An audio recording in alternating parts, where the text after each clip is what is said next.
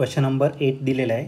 A particle of mass m is moving in a circular path with constant radius constant आहे. Okay, म्हणजे r constant राहील. Such that centripetal acceleration means radial acceleration is varying with time t. म्हणजे radial acceleration constant नाही दिलेलं आहे, तो बदलणार आहे. पण ते कशा पद्धतीने बदलताचं इक्वेशन दिलेलं आहे, k square r into T square. म्हणजे टी जसा बदलेल तसं सेंट्रिपेटल ॲक्सलरेशन या ठिकाणी बदलणार. Where K is constant. Okay, the power deliver to particle by the force acting on it is.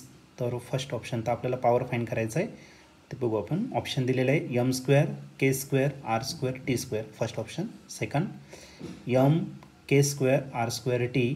Next C option M K square R into T square. आणि last option D M K R square into T. तर बघूया आता याचा option काय असेल. तर या क्वेश्चनमध्ये आपल्याला सेंट्रिपेटल ॲक्सलरेशन दिलेलं आहे. सेंट्रिपेटल ॲक्सलरेशनला दुसरंच नाव आहे रॅडियल ॲक्सलरेशन. तर रॅडियल ॲक्सलरेशन आपल्याला दिलेलं आहे. रॅडियल ॲक्सलरेशन ARने आपण रिप्रेझेंट करणार. आणि याचा जो फॉर्म्युला आहे, ॲक्च्युली याचे 3 फॉर्म्युले आहे. एक आहे तुमचा V ओमेगा, दुसरा R ओमेगा स्क्वेअर, आणि तिसरा जो दिलेला आहे तो V square upon R E दिलेला आहे तुम्हाला. तर या न्यूमेरिकलमध्ये तुम्हाला ॲक्सलरेशन जो आहे रॅडियल ॲक्सलरेशन, त्याची व्हॅल्यू आहे के स्क्वेअर आर आणि टी स्क्वेअर. म्हणजे टीच्या रिस्पेक्टमध्ये ॲक्सलरेशन काय होतं आपलं चेंज होतं आहे. मग आपण याच्यामध्ये स्पीडचं फॉर्म्युला घेणार V स्क्वेअर अपॉन काय आला R इकडे डिवायडेड, इकडे काय करा तर मल्टिप्लाय करा. मग V स्क्वेअर जर घेतला तर तो भेटेल आपल्याला K square R into R square into करायला टी स्क्वेअर.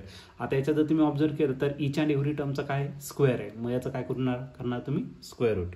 मग V इज इक्वल टू काय भेटायचं तुम्हाला KRT. या पर्टिक्युलर क्वेश्चनमध्ये आपल्याला फाईंड करायचं काय तर पॉवर फाईंड करायचा. पॉवर जर घेतला, एक काम करा, आधी पॉवर काय असते ते समजून घेऊ आणि त्याच्यानंतर मग आपल्याला काय मॉडिफिकेशन ते करायचं ते समजून घेऊ आपण. ठीक आहे, पॉवर जर घेतला, what is power. Power is nothing but the work done upon time.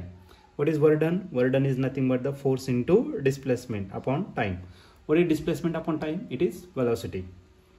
म्हणजे पॉवरचा जर फॉर्म्युला घेतला तर फोर्स इंटू काय भेटणार तर तुम्हाला वेलॉसिटी. वेलॉसिटी ऑलरेडी आपण फाईंड केलेली आहे, म्हणजे काय अडचण नाही.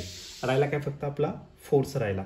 आणि फोर्सचा जर फॉर्म्युला घेतला तर तो असेल तुमचा काय तर मास इंटू ॲक्सलरेशन आणि इंटू काय आला वेलॉसिटी. ही ॲक्सलरेशन आपलं रॅडियल नाही, ही आपलं रेग्युलर ॲक्सलरेशन असेल. Okay, rate of change of velocity. Okay, मग एक काम करू, मास तसंच लिहिणार. What is acceleration. It is rate of change of velocity dv upon dt. आणि टू करायला पुन्हा वीची व्हॅल्यू आपण नंतर पुट करणार आहे फ्रॉम इक्वेशन नंबर 1. टाकून दे पुढच्या याच्यात.